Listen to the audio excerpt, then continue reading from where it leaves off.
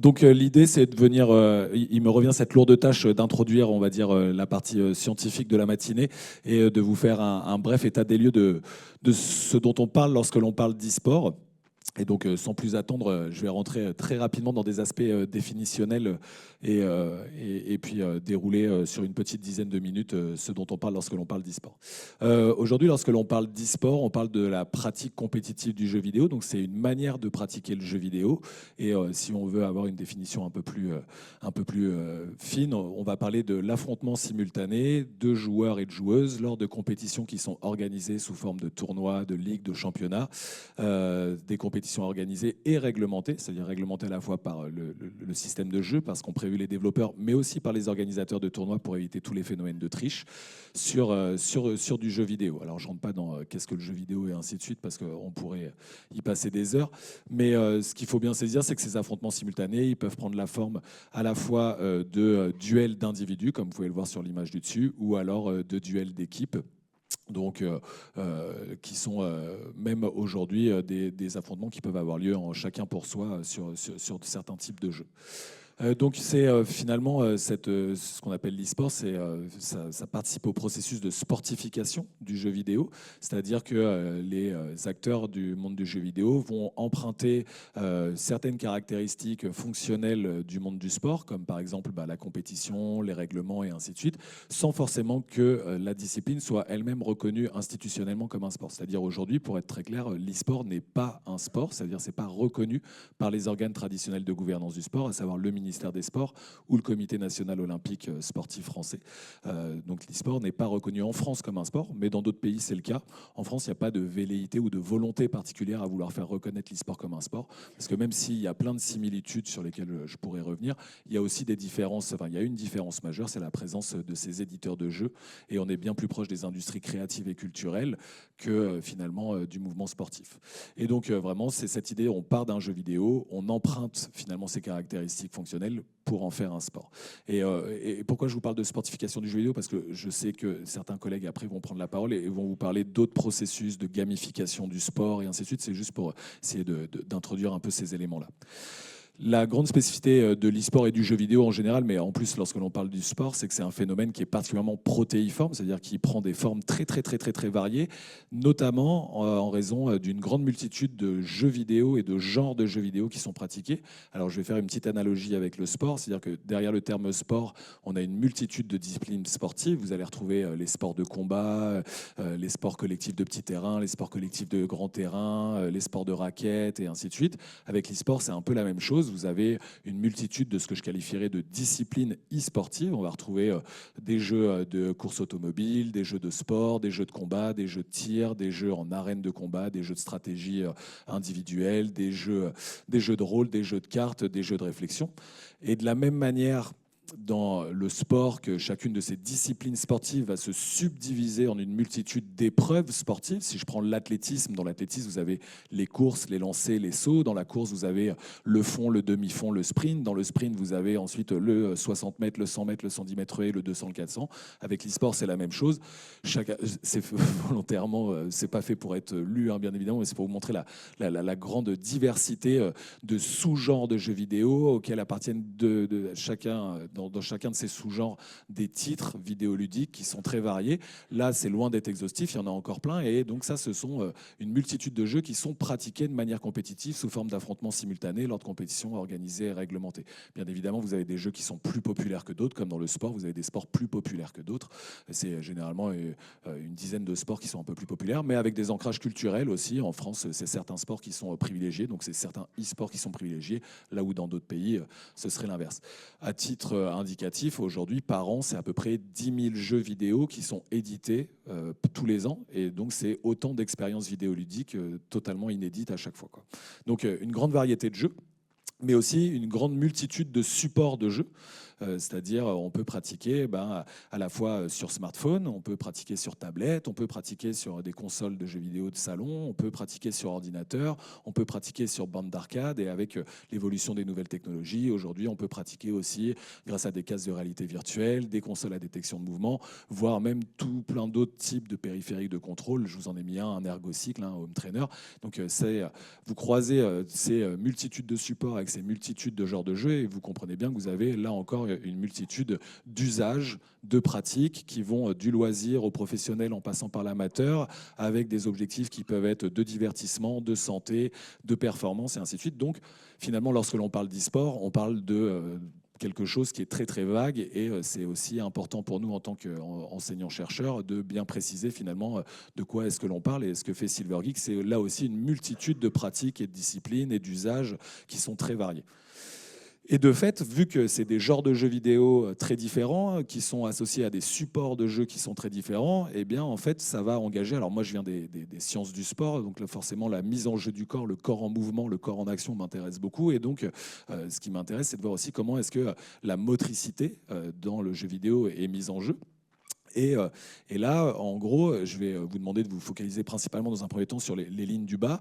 C'est dans la littérature scientifique, ce qui avait déjà été mis à jour depuis maintenant plusieurs décennies, c'est qu'il y a on va dire deux grands types de jeux, des jeux que l'on peut qualifier de sédentaires, qui se jouent donc assis, dans lesquels on va utiliser principalement les bras, les poignets, les membres supérieurs, pour lesquels il y a une dépense énergétique qui est relativement faible et négligeable, auxquels, avec le développement des nouvelles technologies, notamment au tournant des années 2000, avec les consoles à détection de mouvement, on a commencé à opposer les jeux vidéo dits actifs, qui se pratiquent là pour le coup debout, qui vont solliciter à la fois les membres supérieurs mais aussi les membres inférieurs, et pour lesquels on peut avoir une dépense énergétique qui peut être de modérée à importante dans certains cas, plutôt modérée la plupart du temps. Mais également, c'est que finalement, dans tous ces jeux vidéo qui sont même là aussi pratiqués de manière assise, qui sont sédentaires, là je vous demanderai de regarder plutôt le haut du tableau, c'est que ce qu'on observe, c'est qu'il y a des jeux vidéo dans lesquels la motricité va être déterminante pour remporter la partie, et des jeux vidéo dans lesquels la motricité des doigts ne va pas finalement avoir d'impact sur le fait de remporter la partie. Si je fais des analogies avec d'autres pratiques que vous connaîtrez peut-être, si je prends le tennis de table, finalement pour être bon en tennis de table, il va falloir quand même que je sois bon dans ma motricité. Aux échecs, même pour être le meilleur joueur des échecs du monde, finalement ma motricité va avoir aucun impact sur le résultat de la partie. C'est des activités purement cognitives.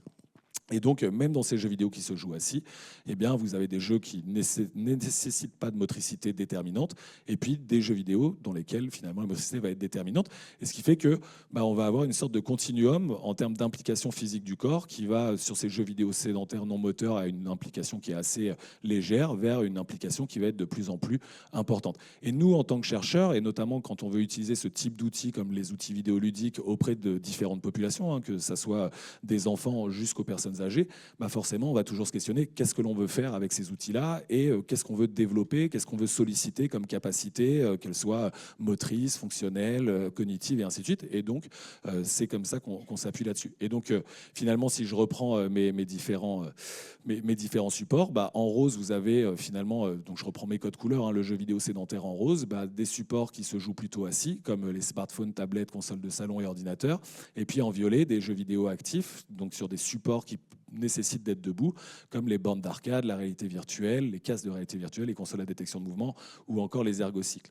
Et donc on peut finalement voir comment ça s'implique, comment ça se déploie, on va dire, en termes de motricité, sur une classification avec en ordonnée, vous avez les jeux vidéo sédentaires en bas et les jeux vidéo actifs en haut, et puis sur l'axe des abscisses, vous avez les jeux vidéo non moteurs dans lesquels la motricité ne va pas être déterminante, jusqu'aux jeux vidéo moteurs.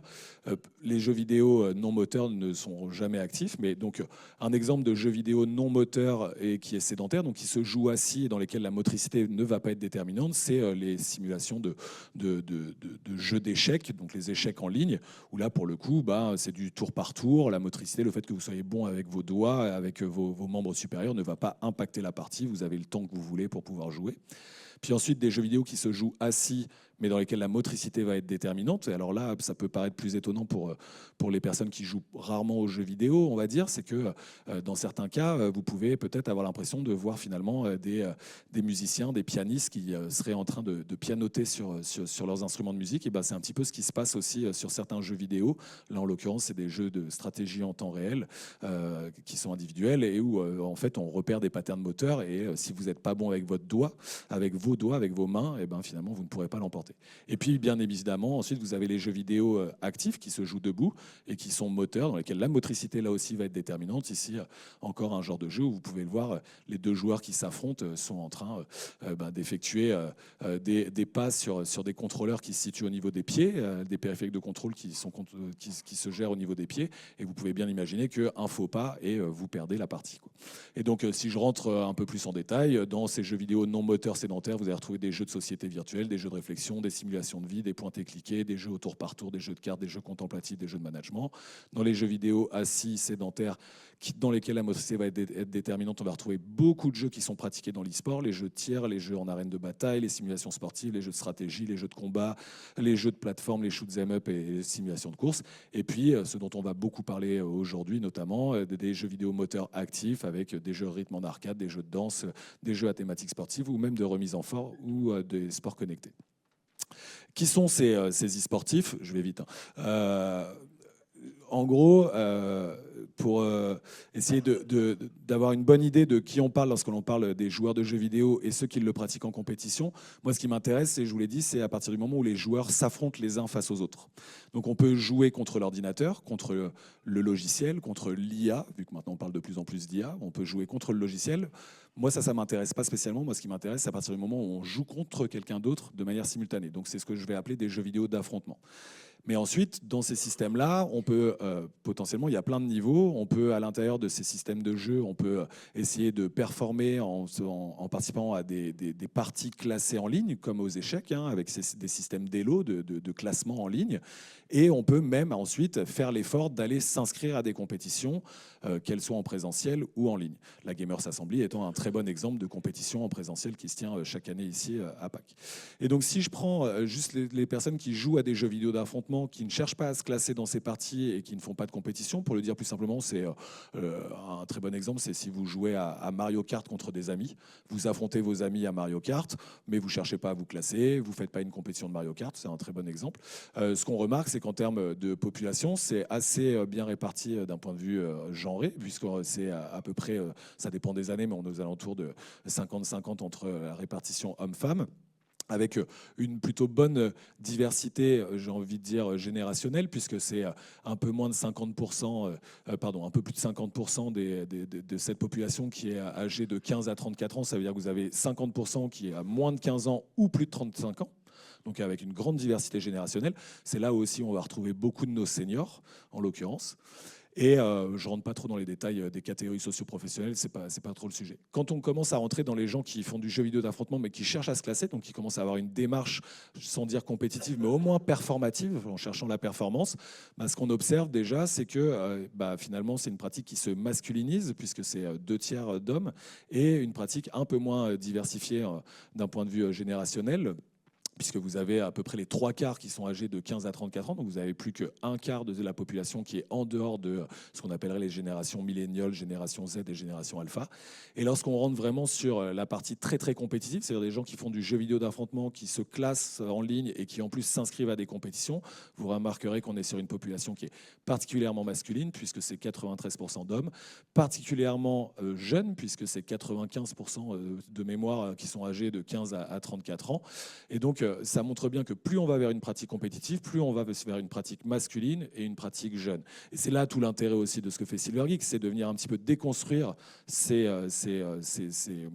données et puis d'offrir, on va dire, un espace de pratique qui vient un petit peu féminiser la pratique compétitive et on va dire, apporter un peu plus de diversité générationnelle dans la pratique compétitive. Je vais très rapidement sur l'évolution et le développement de l'e-sport, mais sur ces données entre e-sportifs amateurs, e-sportifs de loisirs, qui sont donc en rouge et en bleu, ce que vous pouvez juste remarquer, c'est que depuis 2018 jusqu'en 2022, j'ai pas mis le dernier, en fait j'avais les données de 2023, je suis désolé, mais en gros ça a doublé en termes de compétiteurs, le nombre de compétiteurs a doublé en l'espace de 6 ans, et ça a presque triplé, en fait en 2023 on dépasse les 3 millions, ça a triplé en nombre de gens qui font de l'e-sport de loisirs. Donc il y a un vrai engouement pour pour cette pratique-là, qui est soutenue notamment à la fois par les collectivités territoriales, des politiques publiques nationales et ainsi de suite, sur lesquelles je vais très brièvement revenir. Vous remarquerez 2020 qui s'est passé un petit événement, la crise sanitaire. L'e-sport, c'est fondamentalement de l'événementiel, et donc tout l'événementiel s'est arrêté pendant la crise sanitaire. Et contrairement à ce qu'on pourrait croire, c'est pas parce que l'e-sport peut se pratiquer en ligne que ça a été un énorme boom pour l'e-sport de la crise sanitaire. Au contraire, ça a eu un impact assez négatif sur l'e-sport.